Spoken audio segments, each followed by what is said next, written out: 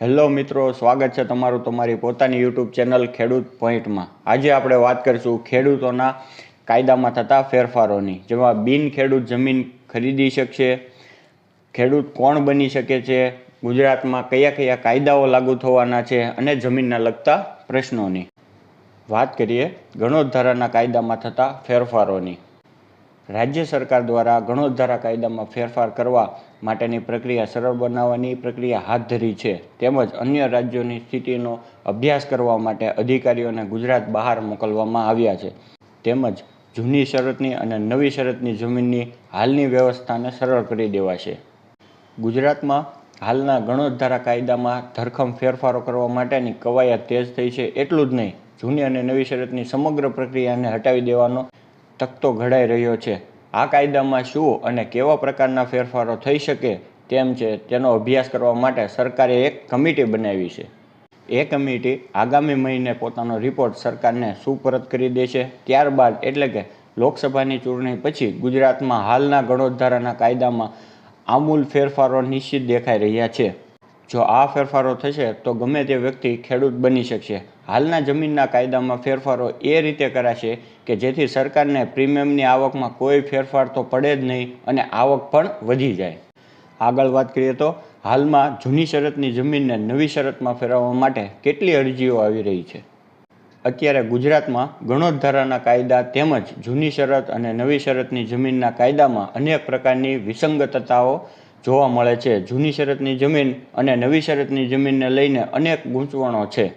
તેનું પ્રીમિયમ ભરવામાં પણ નાગરિકોને ભારે મુશ્કેલીઓ નડી રહી છે, જેમાં અધિકારીઓને ભ્રષ્ટાચાર કરવાની અને દલાલોને મલાઈ ખાવાની ભારે મજા પડી ગઈ છે। તો બીજી બાજુ ખેડૂતોને પણ પોતાની મહામૂલી જમીનના પૂરતા ભાવ મળી શકતા નથી, કેમ કે ખેડૂતો પોતાની ખેતીની જમીન માત્ર અન્ય ખેડૂતોને જ વેચી શકે છે।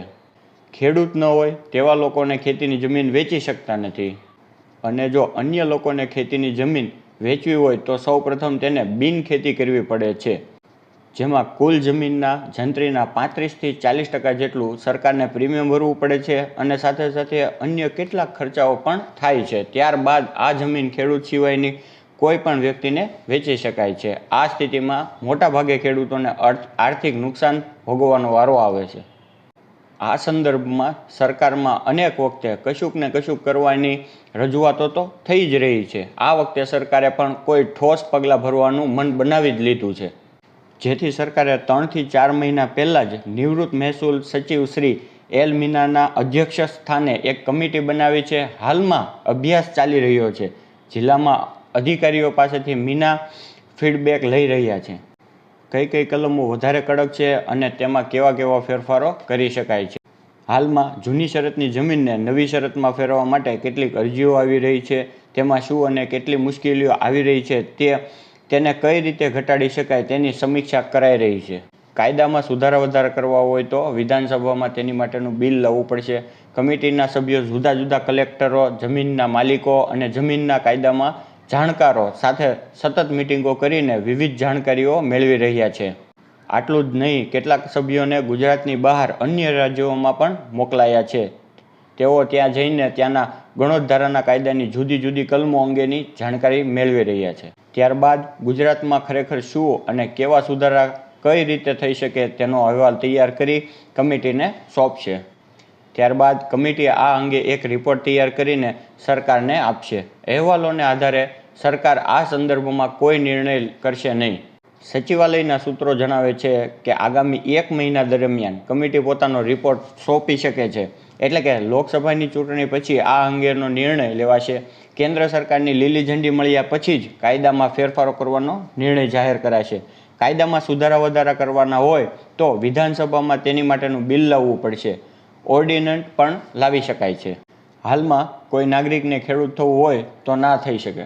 અત્યારે સ્થિતિ એવી છે, જે પરિવારના દાદા, પિતા કે પરદાદા ખેડૂત હોય તો તેના પરિવારના સભ્યોને જ ખેડૂત ગણાય છે, એટલે કે માત્ર વારસાઈથી જ ખેડૂત થઈ શકાય છે, જેના માટે તેની પાસે જૂની કે નવી શરતની જમીન હોવી જોઈએ। એ સિવાય અન્ય કોઈ લોકો ખેડૂત બની શકતા નથી।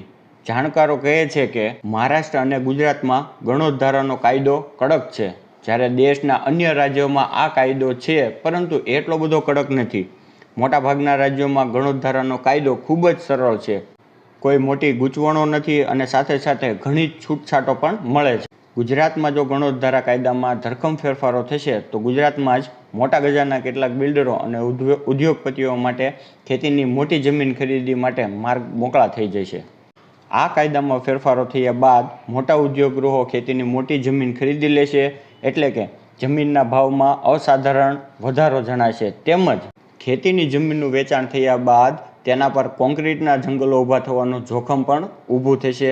આ અંગે કમિટીના સભ્યો અને અમુક અધિકારીઓ સાથે સંપર્ક કરવાના પ્રયાસો કર્યા, પણ તેઓ કમિટીની મિટિંગમાં વ્યસ્ત હોવાનું કહીને આ અંગે કશું જ બોલવાનો ઇનકાર કરી રહ્યા છે.